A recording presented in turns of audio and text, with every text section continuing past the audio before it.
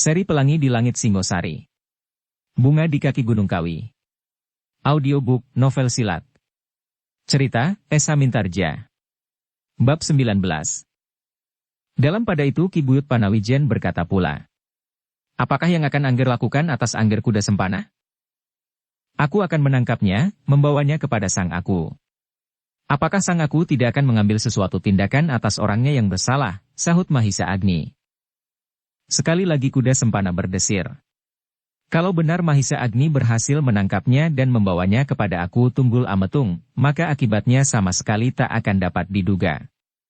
Mungkin ia akan mendapat pengampunan dan hanya akan mendapat peringatan. Namun apabila hati aku itu sedang gelap, maka tidak mustahil seketika itu juga, perutnya akan disobek dengan pusakanya. Aku itu mempunyai sifat-sifat yang aneh, yang tak dapat disangka-sangka dan diperhitungkan. Sehingga karena itulah maka ada di antara Naraprada yang terlalu setia kepadanya, namun ada juga yang menyimpan dendam di dalam hatinya. Mendengar jawaban Mahisa Agni itu, Buyut Panawijen mengerutkan keningnya. Kalau demikian, maka apakah ia tidak akan terbawa pula? Setidak-tidaknya akan menjadi saksi? Buyut Panawijen adalah seorang yang hampir sepanjang hidupnya, hidup dalam suasana yang tentram damai. Hampir sepanjang jabatannya ia tidak pernah menjumpai persoalan-persoalan yang mengharuskannya berhadapan dengan Aku Tumapel.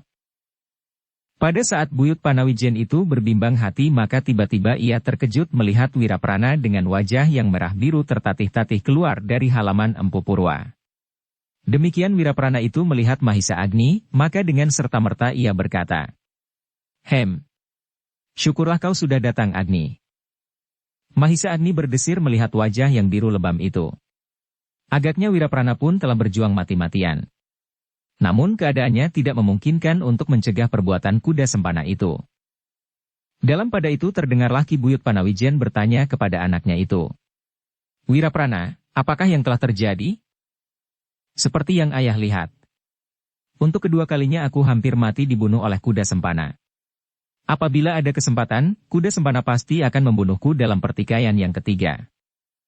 Mendengar kata-kata anaknya itu, maka mau tidak mau dada Buyut Panawijen itu terguncang pula. Agaknya apa yang dikatakan anaknya itu benar-benar dapat terjadi.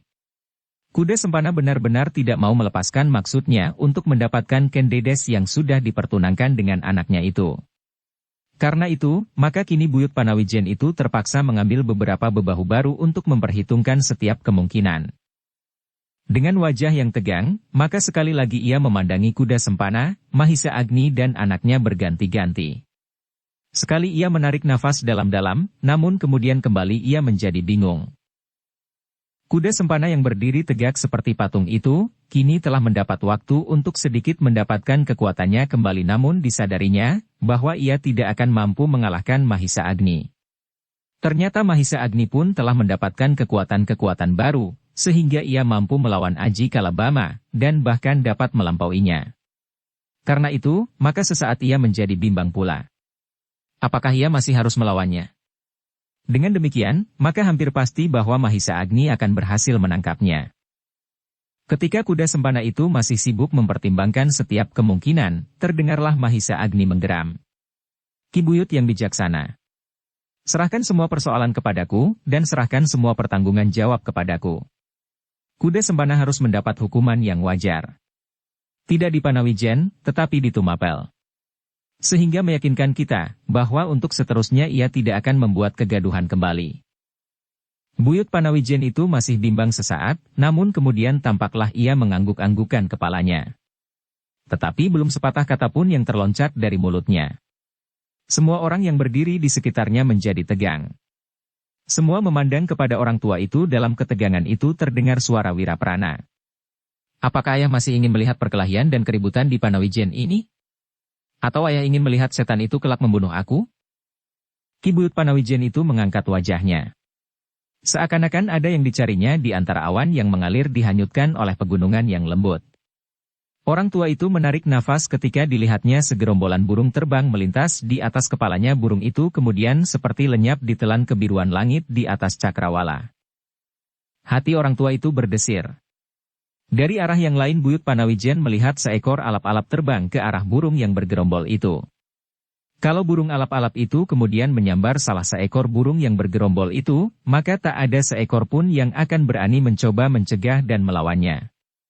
Bersama-sama pun tidak, karena burung alap-alap itu jauh lebih kuat dari burung-burung itu. Orang-orang yang berdiri mengitari Mahisa Agni masih tegak seperti patung, agak jauh dari mereka berdiri dengan tegangnya kuda sempana yang terpelanting karena benturan aji masing-masing. Sedang Ki Buyut Panawijen masih saja ragu-ragu mengambil keputusan. Dalam kekakuan suasananya itu, sekali-kali kuda sempana mengerling ke segenap sudut. Ia sedang berpikir untuk mencoba mencari jalan yang akan dapat menyelamatkannya.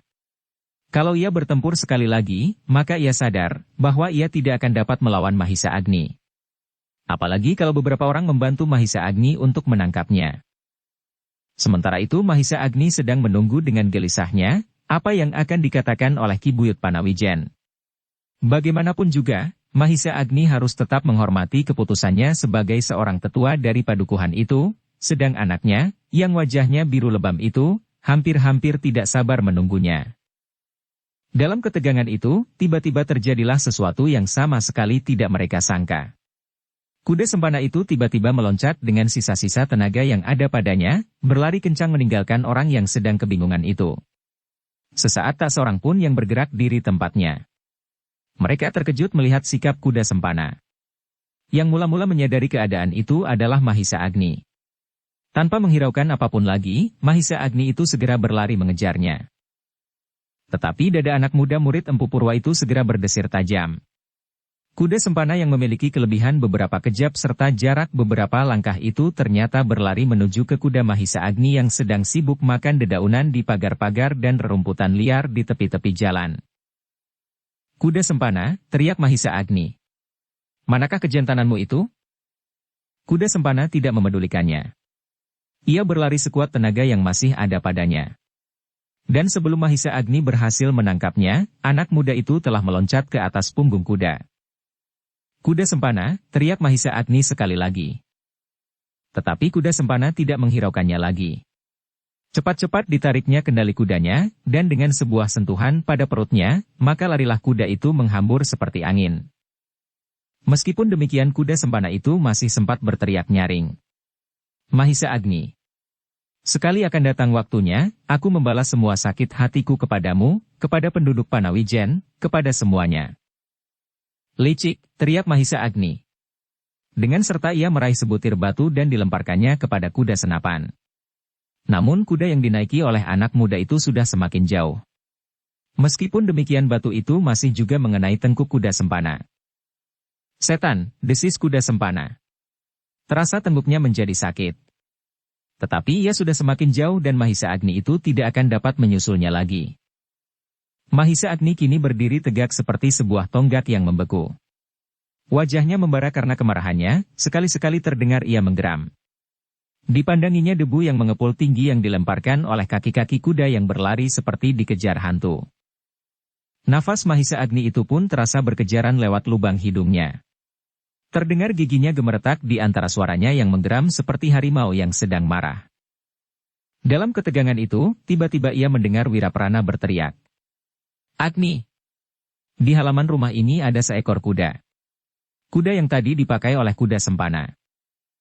Mahisa Agni terkejut segera ia berpaling sambil bertanya. Adakah seekor kuda di halaman? Ya, sahut Wiraprana. Namun Mahisa Agni kemudian menjadi kecewa kembali. Ia telah kehilangan beberapa waktu. Kuda yang tadi dinaikinya adalah kuda yang luar biasa. Dengan seekor kuda yang lain. Apakah ia akan mampu mengejar kuda sempana? Kalau kuda sempana itu sampai di Tumapel lebih dahulu, maka ia tidak akan dapat mencarinya. Apalagi kalau kuda sempana itu bersembunyi di dalam istana. Karena itu dengan penuh kekecewaan yang mencengkam dadanya akhirnya ia berkata. Tidak ada gunanya. Kuda itu sudah terlalu jauh. Kuda itu baik dan tegar. Kuda yang biasa dipakai oleh kuda sempana, jawab Wiraprana sekali lagi sekilas harapan Mahisa Agni untuk menyusul anak muda itu. Kuda itu adalah kuda yang tegar seperti yang dilihatnya di Tumapel. Karena itu, maka Mahisa Agni itu meloncat tanpa berkata sepatah kata pun langsung masuk ke halaman. Dan dilihatnya kuda itu masih berdiri di sana. Dengan tangkasnya Mahisa Agni itu segera meloncat ke atas punggungnya, dan dengan tergesa-gesa ditariknya ke kang kuda itu. Sesaat kemudian kuda itu pun segera meloncat pula berlari. Sambil memacu kudanya Mahisa Agni berteriak, "Hati-hatilah di rumah. Aku akan mengejar kuda sempana sampai kemanapun. Aku tak akan kembali sebelum aku menyelesaikan pekerjaan ini." Tak seorang pun sempat menjawab. Kuda yang dinaikinya itu pun ternyata kuda yang sangat baik. Karena itu, maka kuda itu berlari lepas seperti anak panah yang lepas dari busurnya. Mereka yang menyaksikan perlombaan berkuda itu menahan napas mereka. Mereka melihat peristiwa demi peristiwa seperti di dalam mimpi, sehingga untuk beberapa saat mereka terpesona dan diam mematung di tempat masing-masing. Mahisa Agni yang telah dibakar oleh kemarahannya itu memacu kudanya secepat angin. Tetapi disadarinya pula bahwa kuda yang dipakai oleh kuda sempana itu pun kuda yang baik pula, sebaik kuda yang dipakainya. Karena itu, maka kemungkinan untuk dapat menyusulnya adalah kecil sekali. Tetapi meskipun Mahisa Agni tidak akan dapat menyusulnya, namun ia akan pergi ke Tumapel, mencari kesempatan untuk bertemu dengan anak muda itu. Mahisa Agni sudah tidak memperhitungkan lagi apa yang dapat terjadi atas dirinya seandainya kuda sempana mengerahkan beberapa orang kawan untuk melawannya. Namun ia yakin bahwa ia berada di pihak yang benar.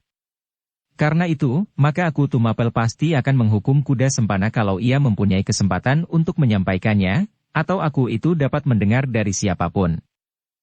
Kalau aku tidak dapat menemui kuda sempana atau menghadap aku, maka aku akan mencoba minta pertolongan Witantra, katanya di dalam hati. Anak muda itu pun seorang yang agak dekat pula dengan aku. Mendapat cara yang dianggapnya baik itu, Mahisa Agni semakin mantap. Kudanya berpacu melewati jalan-jalan berdebu. Dilihatnya kemudian di hadapannya terbentang padang rumput karautan.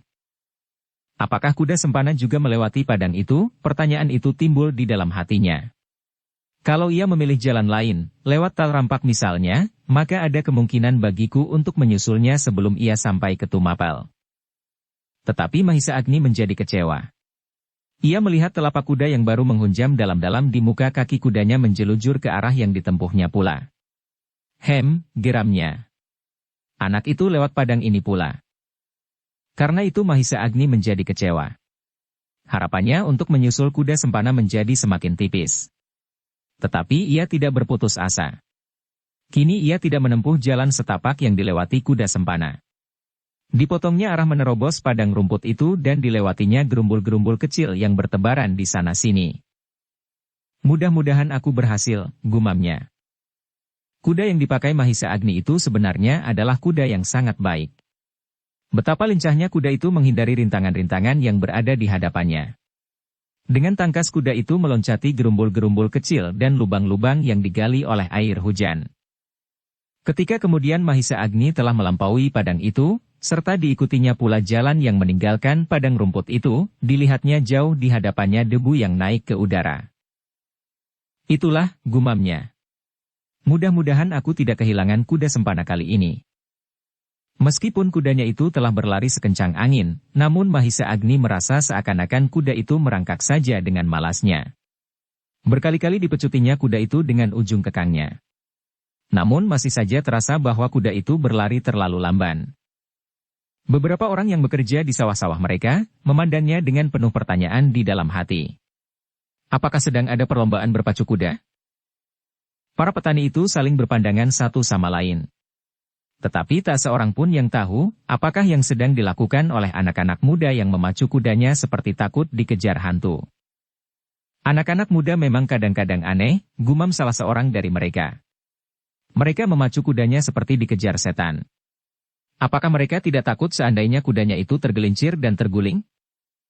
Tetapi sesaat kemudian kembali mereka melakukan pekerjaan mereka. Dua anak muda yang berpacu berturut-turut itu tentu akan menjadi bahan pembicaraan mereka nanti di gardu-gardu atau di banjar-banjar desa. Mahisa Agni sama sekali tidak menghiraukan apa yang telah dilewatinya. Matanya tertancap pada debu yang keputih-putihan yang seakan-akan merayap dengan cepatnya di jalan-jalan berdebu di hadapannya, tetapi Mahisa Agni itu menjadi kecewa karena jarak di antara mereka tidak menjadi semakin pendek. Kuda sempana yang berpacu di muka itu pun telah memperhitungkan kemungkinan bahwa Mahisa Agni akan mempergunakan kudanya untuk mengejarnya. Karena itu sejak loncatan pertama kudanya telah dipacunya secepat mungkin. Dan kuda sempana itu menjadi berbesar hati, karena ternyata kuda yang dipakainya itu pun merupakan kuda yang tidak kalah kuatnya dari kudanya sendiri. Ketika kuda sempana itu kemudian menengadahkan wajahnya maka ia pun tersenyum. Setelah ia berpacu beberapa lama, maka di langit seakan-akan terbentang cahaya yang suram dan di bumi mulailah gelap merayap dari kaki-kaki bukit, merambat ke puncaknya. Namun sesaat kuda sempana masih melihat debu mengepul jauh di belakangnya. Dan disadarinya bahwa Mahisa Agni sedang mengejarnya. Tetapi apabila malam tiba, maka kesempatannya untuk melepaskan diri menjadi semakin besar. Mahisa Agni menjadi sangat kecewa ketika malam datang meskipun perlahan-lahan. Warna keputih-putihan yang mengepul di hadapannya menjadi semakin lama semakin kabur. Dan akhirnya Mahisa Agni kehilangan kesempatan untuk dapat melihat debu yang dilemparkan oleh kuda yang dipakai oleh kuda sempana itu. Mahisa Agni menggeram. Tetapi kemudian ia bergumam. Kalau aku tidak dapat menemukannya malam ini, biarlah aku menunggu sampai besok atau lusa. Kalau aku menunggunya di alun-alun maka suatu waktu aku pasti akan melihatnya keluar atau memasuki istana aku. Karena itu Mahisa Agni tidak berhenti berpacu. Ia mengharap seandainya ada sesuatu yang menghambat perjalanan kuda sempana maka ia akan mendapat kesempatan itu. Tetapi kuda sempana berjalan tanpa hambatan. Kudanya berlari dengan kencangnya menuju ke kota kebanggaannya, di mana ia mendapat kesempatan yang baik di dalam hidupnya. Tumapel. Dan Tumapel itu semakin lama semakin dekat. Itulah sebabnya, maka kembali kuda sempana tersenyum. Ketika ia berpaling, dilihatnya di belakangnya warna hitam yang kelam. Karena itulah maka hati kuda sempana menjadi semakin besar. Maka kini dapatlah dipastikan, bahwa kali ini ia akan dapat menghindarkan diri dari Mahisa Agni. Kali ini aku masih kalah Agni, katanya di dalam hati. Tetapi aku akan datang kembali membawa kemenangan. Ternyata aku tidak akan berhasil memetik bunga itu. Karena itu, maka biarlah angin yang lebih kencang menggugurkannya. Sementara itu, Mahisa Agni benar-benar kehilangan jejak buruannya. Ketika malam menjadi semakin kelam, ia tidak tahu lagi, kemana kuda sempana melarikan diri. Apalagi ketika kuda sempana telah mematuhi kota. Berpuluh-puluh jalan simpang yang dapat ditempuhnya. Dan berpuluh-puluh pintu yang dapat dimasukinya. Karena itu, maka ketika kuda Mahisa Agni memasuki gerbang kota Tumapel, maka segera ia memperlambat jalan kudanya. Ia takut kalau derap kaki kuda itu akan mengejutkan setiap orang yang tinggal sebelah menyebelah jalan yang dilewatinya. Meskipun demikian, hati Mahisa Agni menjadi sangat kecewa. Serta ia menjadi bingung, kemana ia harus pergi. Yang mula-mula tersirat di dalam hatinya adalah rumah Witantra. Orang itu belum banyak dikenalnya, namun dalam waktu yang pendek ia mendapat kesan, bahwa anak muda itu adalah anak muda yang jujur meskipun agaknya terlalu keras memegang ketetapan. Ketetapan yang berlaku dalam tata pergaulannya sebagai seorang prajurit. Ketetapan yang berlaku di dalam tata pergaulannya sehari-hari di luar lingkungan keprajuritan dan bahkan ketetapan-ketetapan yang dibuatnya di dalam hatinya sendiri. Tetapi tak ada orang lain yang dapat disinggahinya di Tumapel. Di kota itu belum banyak orang-orang yang dikenalnya dengan baik. Ada 1-2 orang sahabat-sahabat gurunya, tetapi sahabat-sahabat gurunya itu pun belum begitu mengenalnya. Karena itu, maka tak ada yang dapat ditempuhnya selain pergi ke rumah Witantra itu. Kecuali ia akan mendapat tempat untuk bermalam apabila anak muda itu tidak berkeberatan, maka banyak hal-hal yang dapat ditanyakannya kepadanya tentang kuda sempana dan tentang aku Tumapel. Maka dengan agak ragu-ragu akhirnya Mahisa Agni pergi juga ke rumah Witantra. Giginya gemeretak di antara suaranya yang menggeram seperti harimau yang sedang marah. Meskipun malam belum terlalu dalam, namun rumah itu sudah tampak sepi. Karena itu maka Mahisa Agni menjadi semakin ragu-ragu. Di muka regol halaman dihentikannya kudanya, dan perlahan-lahan kuda itu dituntunnya masuk ke halaman. Tetapi Mahisa Agni melihat nyala pelita yang terang di peringgitan rumah itu. Karena itu ia menjadi gembira. Agaknya penghuni rumah itu ada di rumahnya. Dengan hati-hati Mahisa Agni mengetuk pintu depan, dan terdengarlah sebuah sapa dari dalam. "Siapa?" "Aku, Wiraprana," sahut Agni. Terdengar seseorang terkejut mendengar jawaban Agni. Sesaat kemudian terdengar pula langkah seseorang membuka pintu. Ketika pintu itu terbuka, Mahisa Agni melihat Witantra berdiri di muka pintu sambil menatapnya. "Kau," desis Witantra terkejut. "Ya," sahut Mahisa Agni. "Aku datang kembali. Mari, masuklah." Witantra itu mempersilakan. Mahisa Agni itu pun kemudian masuk ke dalam peringgitan. Dengan membungkukkan badannya ia memberi hormat kepada dua orang perempuan yang kemudian berdiri dan membalas anggukan kepala itu. "Silakan," berkata perempuan yang tua. "Kami akan ke belakang." Mahisa Agni itu pun kemudian duduk bersama Witantra. Ternyata kedua perempuan itu adalah ibu dan istrinya. Dengan penuh keheranan Witantra itu pun kemudian bertanya, "Kenapa kau cepat kembali? Apakah kau terlambat datang?" Mahisa Agni menggeleng. "Tidak. Aku datang kembali untuk menyampaikan terima kasihku kepadamu. Karena pertolonganmu, malah aku masih sempat menggagalkan maksud kuda sempana itu." "Syukurlah," gumam Witantra. "Sebenarnya kuda itu tidak terlalu tergesa-gesa. Aku masih memiliki yang lain." "Terima kasih," sahut Agni. Namun kemudian diceritakan apa yang telah terjadi, dan dikatakannya pula, bahwa kuda yang dibawanya adalah kuda milik kuda sempana. Witantra menarik nafas dalam-dalam. "Bukan main," gumamnya. "Anak itu benar-benar keras kepala." "Witantra," berkata Mahisa Agni kemudian. "Aku ingin mendapatkan nasihatmu. Apakah yang sebaiknya aku lakukan atas anak muda itu? Apakah aku harus menyampaikannya kepada Aku Tunggul Ametung atau aku harus menemuinya sendiri?" Witantra menggelengkan kepalanya. "Sulit," desisnya. "Aku Tunggul Ametung adalah seorang yang aneh. Aku adalah pengawalnya yang hampir setiap hari bergaul. Namun aku masih belum juga mengenal sifat-sifatnya dengan baik. Aku itu adalah seorang yang ramah dan baik hati, namun ia adalah seorang yang kejam dan kasar." Witantra itu berhenti sesaat, dan Mahisa Agni pun menundukkan kepalanya. Direnungkannya setiap kemungkinan yang dapat ditempuhnya. Tetapi ia tidak menemukan cara apapun yang dianggapnya baik. Tanpa sesadarnya tiba-tiba terloncat dari mulutnya. "Tetapi aku harus mencegahnya untuk mengulangi perbuatannya." "Ya," sahut Witantra. "Kau benar." "Tetapi bagaimana?"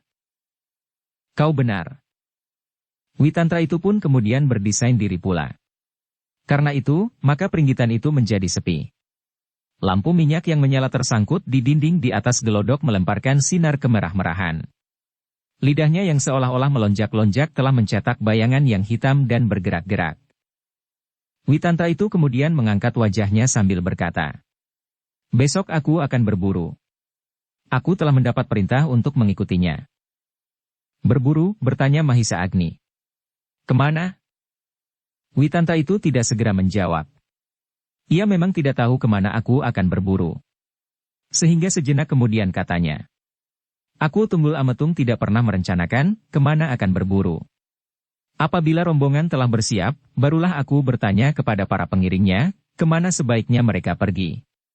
Namun kadang-kadang aku sendiri menentukan arah perjalanan rombongan itu. Karena itulah maka sampai sekarang aku belum tahu kemana besok aku akan pergi." Mahisa Agni mengangguk-anggukan kepalanya. Tetapi ia belum tahu apakah hubungannya dengan keperluannya mencegah perbuatan kuda sempana seterusnya. Baru kemudian setelah Witantra itu berkata, ia mengangguk-anggukan kepalanya. "Wiraprana," berkata Witantra, "kau besok bisa tinggal di sini selama aku pergi. Biasanya kuda sempana ikut pula mengantarkan aku, sehingga dengan demikian, aku akan dapat selalu mengawasinya. Dengan demikian maka kita mempunyai waktu sehari untuk memikirkan persoalanmu itu. Apabila besok kuda sempana tidak ikut, biarlah aku memberitahukan kepadamu, dan segeralah pulang ke Panawijen." Mahisa Agni mengangguk-anggukan kepalanya. Sekali lagi ia mengucapkan terima kasih kepada Witantra itu. Kemudian katanya, "Aku selalu mengganggumu dengan pekerjaan-pekerjaan yang menjemukan." Witantra menggeleng, jawabnya, "Kita saling memerlukan dalam setiap kesempatan. Aku tahu bahwa kuda sempana telah melakukan kesalahan. Karena itu aku harus membantu mencegah kesalahan-kesalahan berikutnya, meskipun aku tidak dapat berbuat secara langsung. Sebab dengan demikian akan dapat menimbulkan keretakan dalam lingkungan istana. Setidak-tidaknya antara aku dan kuda sempana yang kedua-duanya hamba-hamba istana. Mahisa Agni dapat mengerti seluruhnya. Karena itu, maka ia tidak akan minta lebih banyak lagi dari Witantra. Apa yang dilakukan telah lebih dari cukup.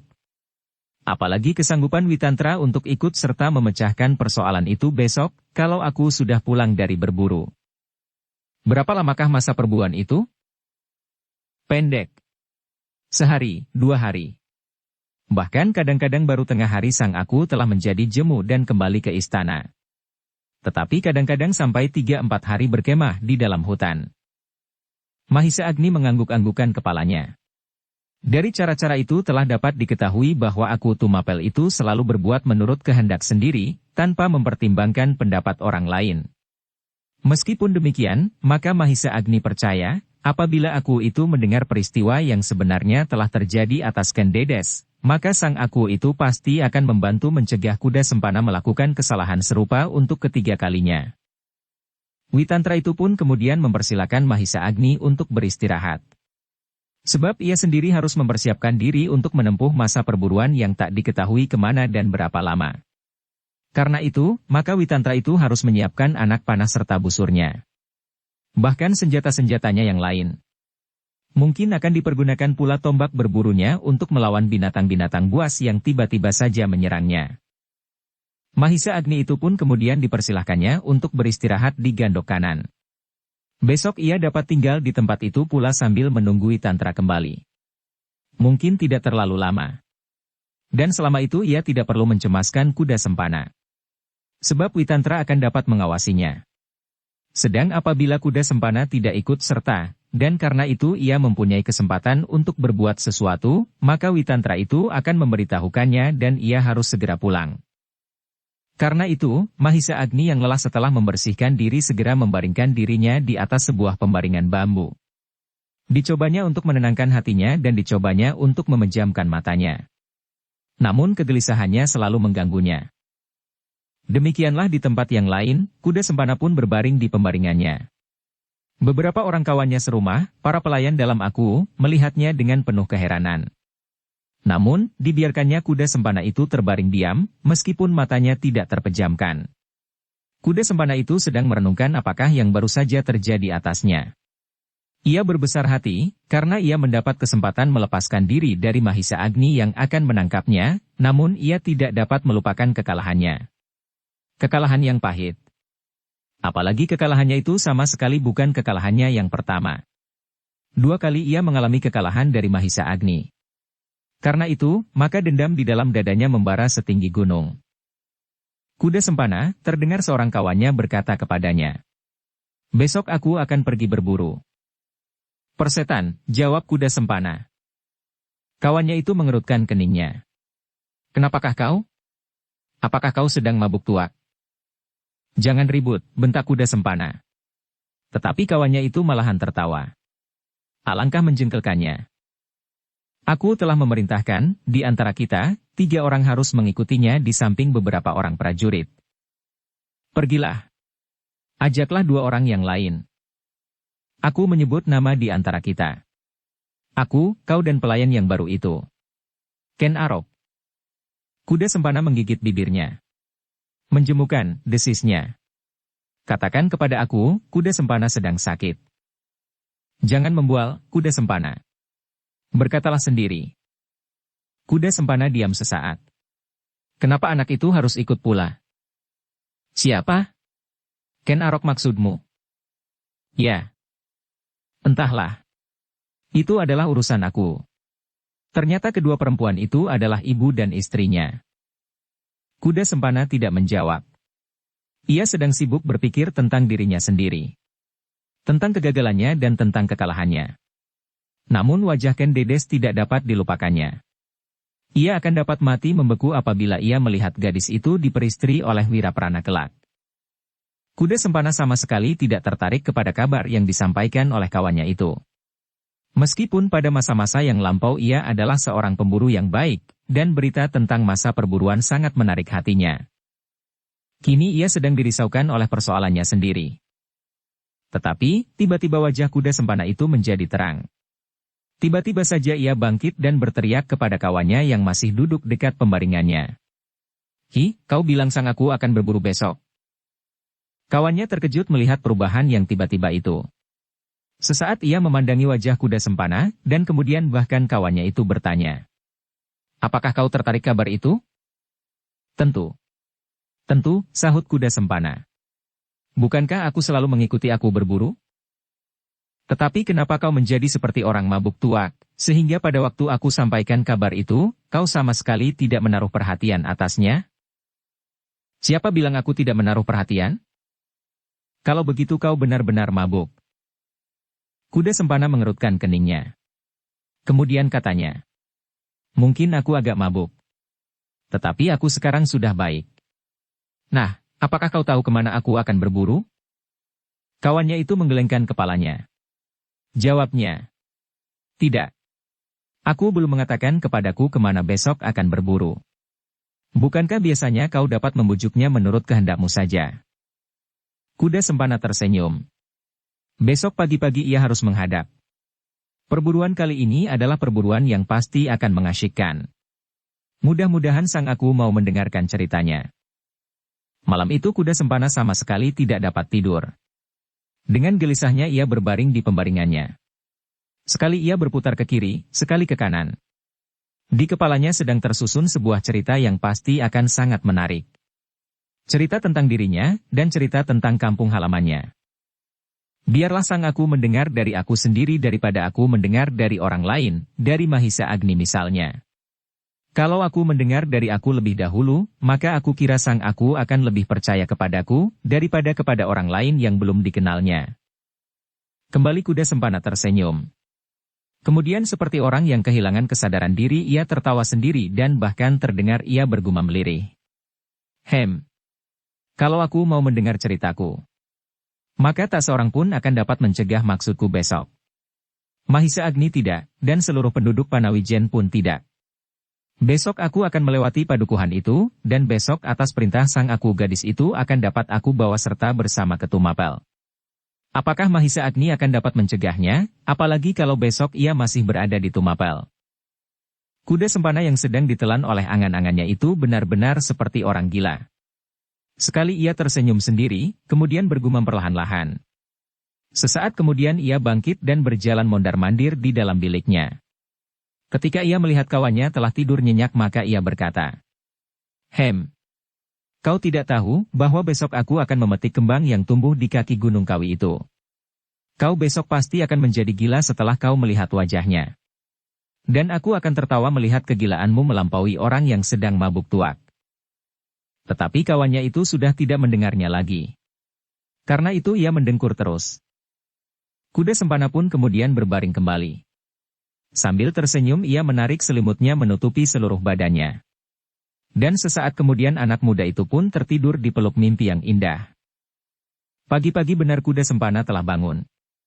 Setelah membersihkan dirinya, maka dengan tergesa-gesa ia masuk ke istana, mohon menghadap aku yang sedang menggosok busur yang akan dibawanya berburu. Aku Tumapel adalah seorang yang gagah dan berbadan tegap. Alisnya yang tebal dan hampir bertemu kedua pangkalnya, memberinya wibawa yang besar. Umurnya masih belum terlampau banyak.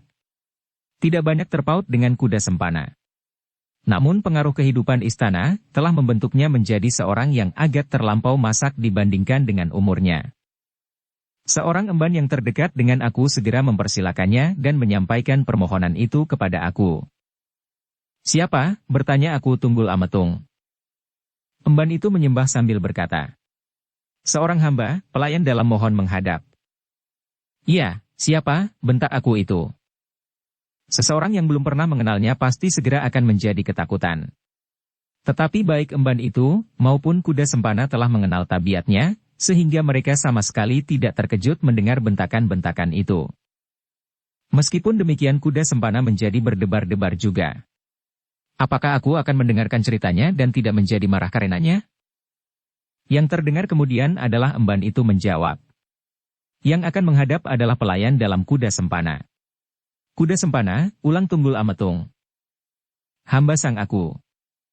Tunggul Ametung mengerutkan keningnya. Kuda sempana termasuk salah seorang hambanya yang dekat.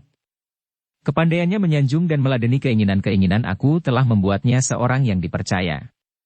Karena itu, maka kali ini pun Tunggul Ametung itu berkata, "Hi, apa maksudnya? Bukankah nanti kuda sempana akan aku bawa serta berburu?" Emban itu menjawab, "Hamba tidak tahu." "Panggil anak gila itu." Emban itu menyembah, kemudian beringsut keluar untuk memanggil kuda sempana yang menunggu di luar pintu. Sampai di luar pintu emban itu berbisik kepada kuda sempana, "Kau dipanggil aku." "Aku sudah dengar," sahut kuda sempana pendek. "Apa yang sudah kau dengar?" "Aku memanggil aku." "Heh," berkata emban itu. "Kau meminta-minta aku menyampaikan permohonanmu kepada aku. Sekarang kau tidak berterima kasih kepadaku. Kenapa aku harus berterima kasih? Bukankah itu sudah kewajibanmu?" Emban itu bersungut-sungut. Tetapi ia tidak menjawab. Dengan tergesa-gesa ia pergi ke belakang, meninggalkan kuda sempana yang termangu-mangu di muka pintu. Sesaat kemudian terdengar suara Tunggul Ametung. "Hi, kuda sempana." Dada kuda sempana berdesir. Kemudian hampir merangkak ia memasuki pintu dan kemudian duduk bersila di hadapan aku yang masih sibuk membersihkan busurnya, menggosoknya dengan angkup kelui, sehingga busurnya itu mengkilat seperti cermin. Tanpa berpaling aku itu bertanya, "Apakah keperluanmu, Hi?"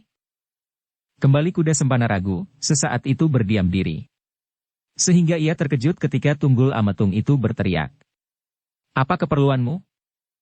Cepat-cepat kuda sempana menyembah sambil menjawab terbata-bata, "Oh, ampunkan hamba, sang aku." Aku Tumapel itu tiba-tiba tertawa. Katanya, "Kenapa kau gemetar seperti kera kedinginan?" "Tidak, tidak sang aku," sahut kuda sempana. "Hamba tidak kedinginan." Aku Tunggul Ametung itu tertawa terus. Dipandanginya wajah kuda sempana yang pucat.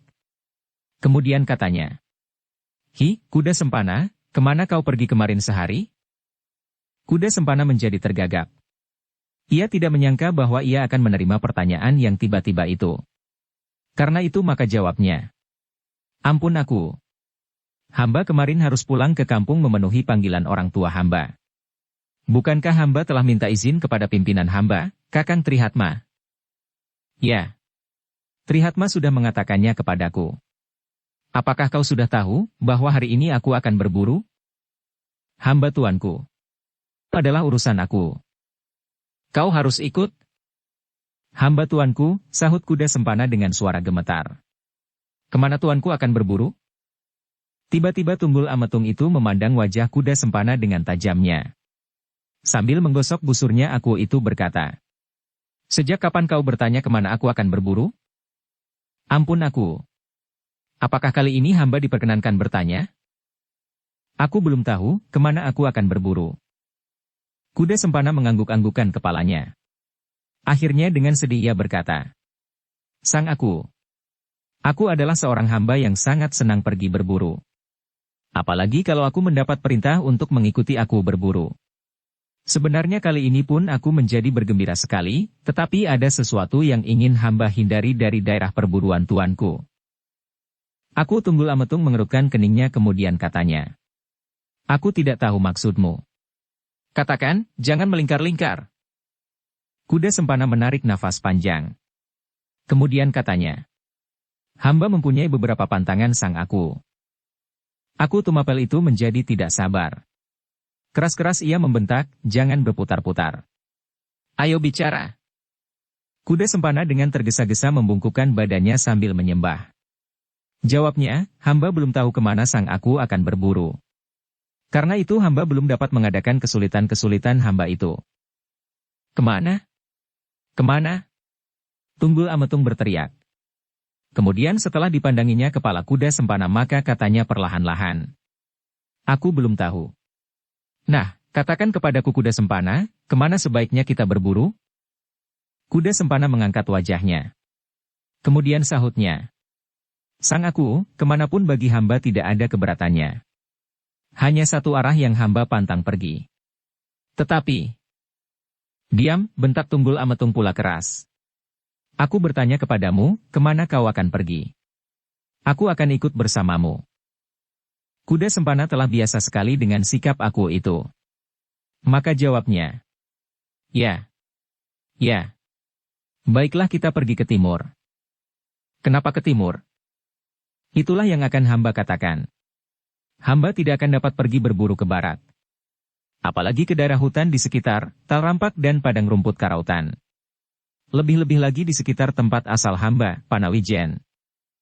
Aku Tumapel menjadi heran, kemudian sambil mengerutkan keningnya ia bertanya, kenapa tidak ke daerah itu? Kuda Sempana menundukkan wajahnya. Sesaat ia tidak dapat menjawab pertanyaan itu. Namun kemudian didengarnya aku itu berkata, jangan takut Kuda Sempana. Bukankah selama ini kita tidak pernah pergi berburu ke sana? Kenapa tiba-tiba saja kau berkata bahwa kau tidak dapat ikut ke Panawijen? Kenapa hi? Kuda Sempana menggelengkan kepalanya, sabutnya. Itu persoalan hamba sendiri san aku. Persoalan terlalu pribadi. Tiba-tiba Kuda Sempana terkejut ketika aku Tumapel itu meloncatinya sambil menarik lengannya keras-keras.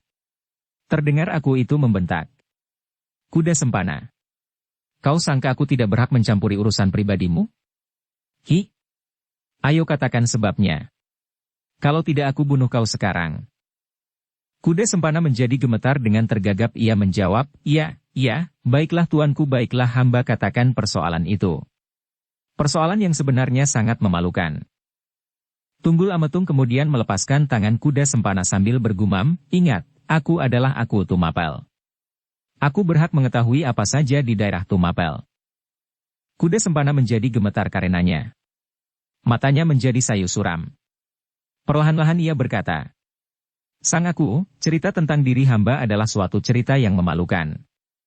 Karena itu sebenarnya hamba takut menyampaikannya kepada tuanku. Desah Tunggul Ametung. Jangan membuat aku marah. Aku dapat menangkap kepalamu dan memutar lehermu sampai patah. Ampun tuanku, jawab Kuda Sempana. Bukan karena hamba tidak mau, tetapi semata-mata karena hormat hamba kepada tuanku.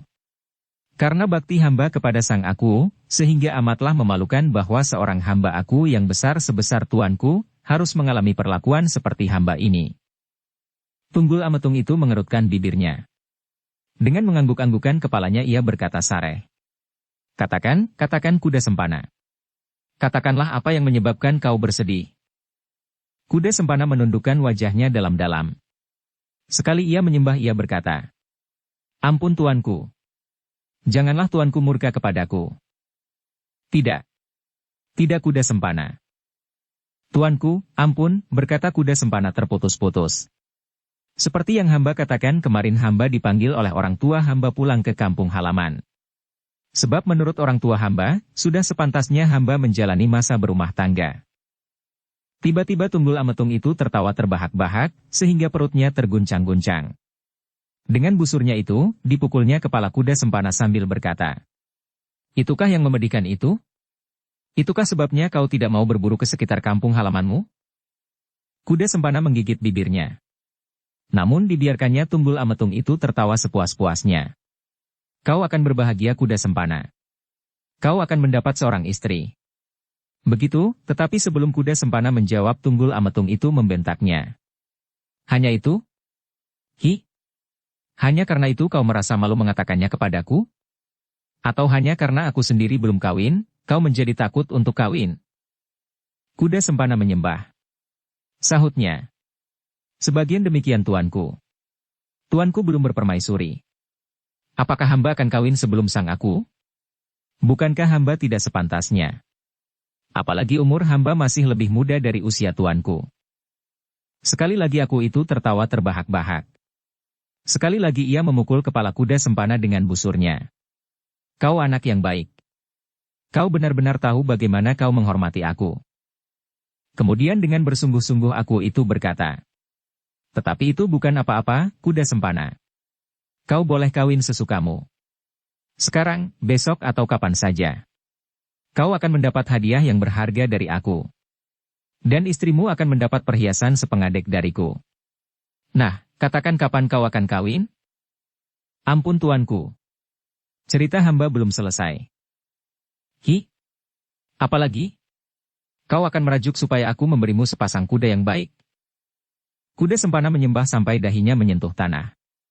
Tidak tuanku, sahutnya cepat-cepat. Tidak. Lalu apa? Kuda Sempana berhenti sejenak dengan sudut matanya ia mencoba menyusuri pandang wajah sang aku. Tetapi kuda Sempana itu terkejut ketika aku itu membentaknya, "Hi. Kau ada apa sebenarnya? Mempermainkan aku?" "Tidak tuanku, tidak," sahut kuda Sempana. "Hamba hanya takut saja mengatakan." "Jangan takut!" Tunggul Ametung itu berteriak. "Kalau kau sekali lagi berkata takut kepadaku, maka aku cekik kau sampai lidahmu keluar." "Ya, ya tuanku," berkata kuda Sempana cepat-cepat.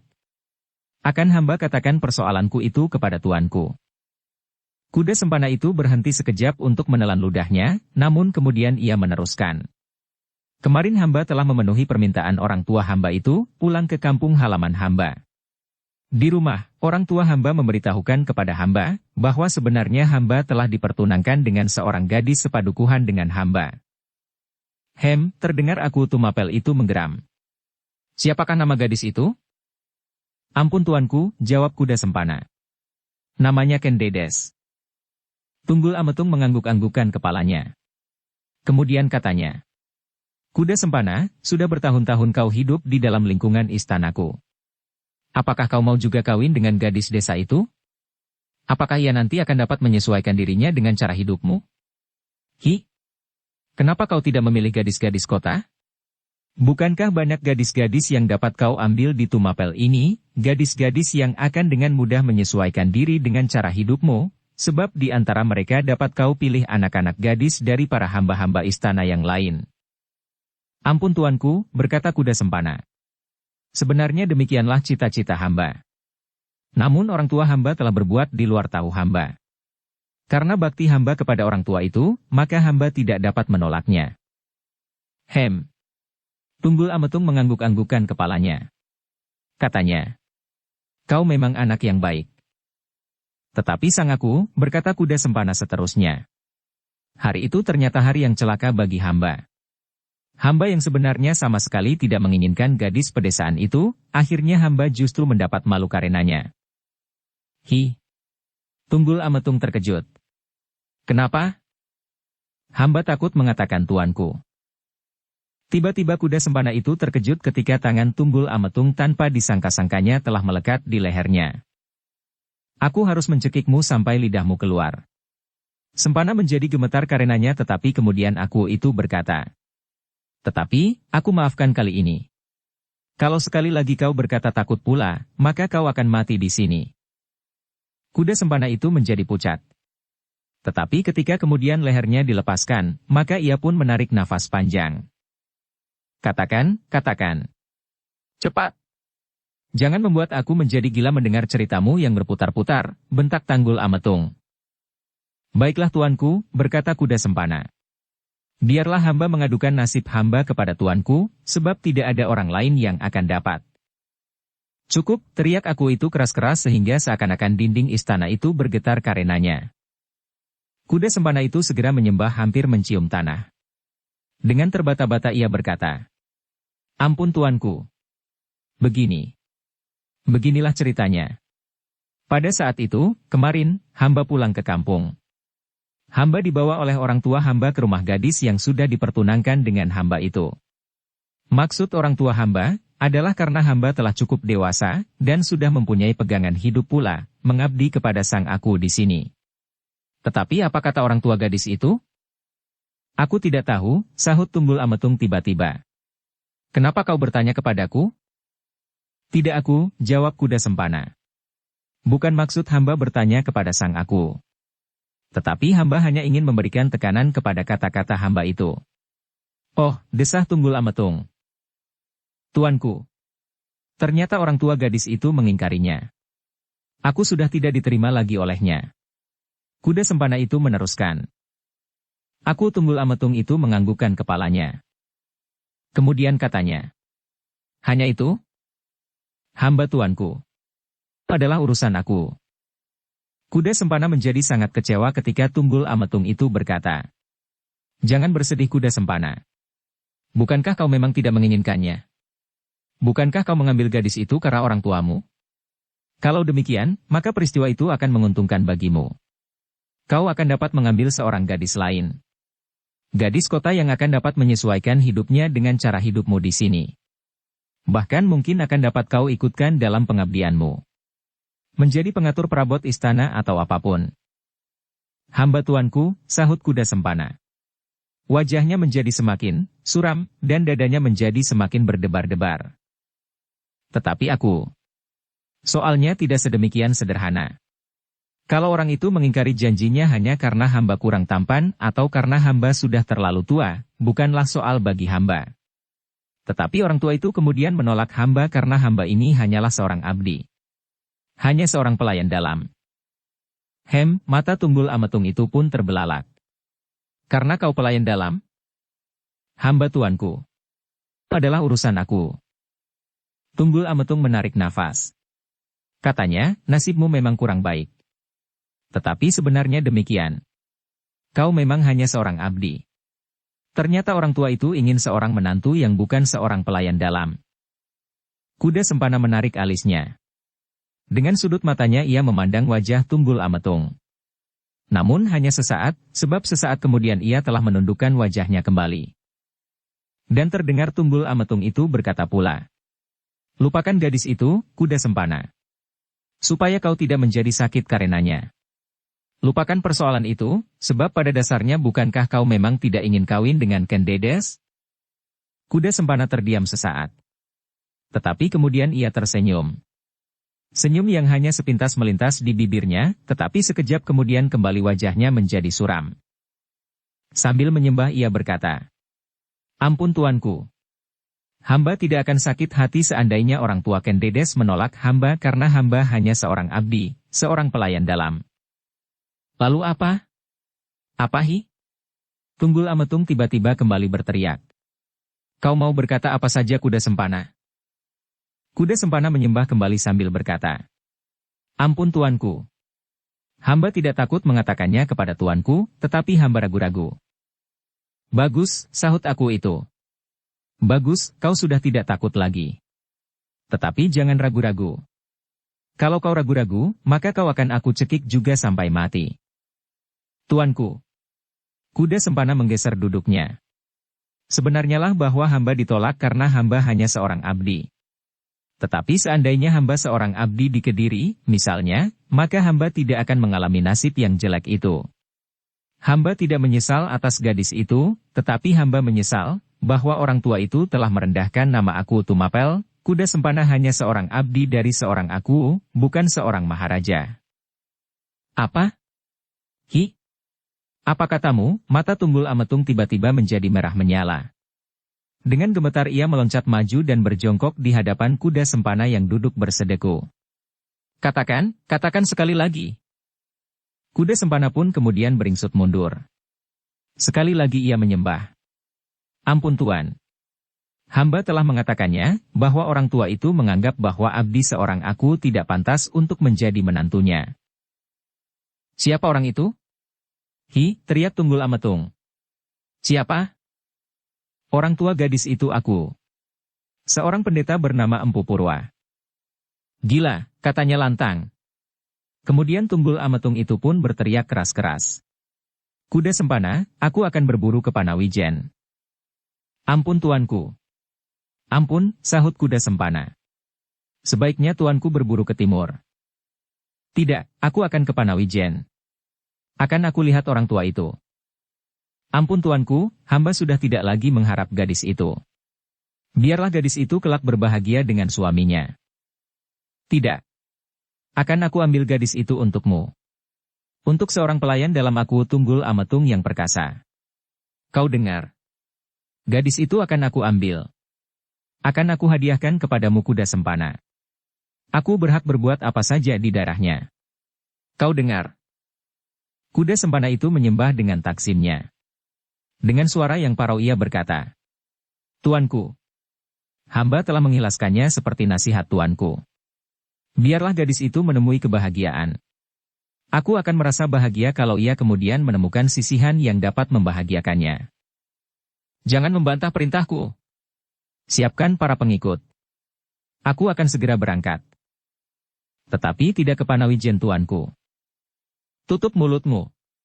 Adalah aku untuk menentukan kemana aku akan pergi. Kuda Sempana menjadi semakin tunduk. Tetapi ia tidak berkata sepatah kata pun lagi, bahkan yang terdengar suara aku itu lantang. Kuda Sempana. Aku hargai kebaikan hatimu. Kau adalah seorang yang tidak mau memerkosa perasaan orang lain. Tetapi aku Tumapel, tidak mau dihina orang, meskipun lewat seorang pelayan dalamnya. Bersambung ke bab 20. Dukung kami dengan subscribe, follow, like, komen dan share. Terima kasih.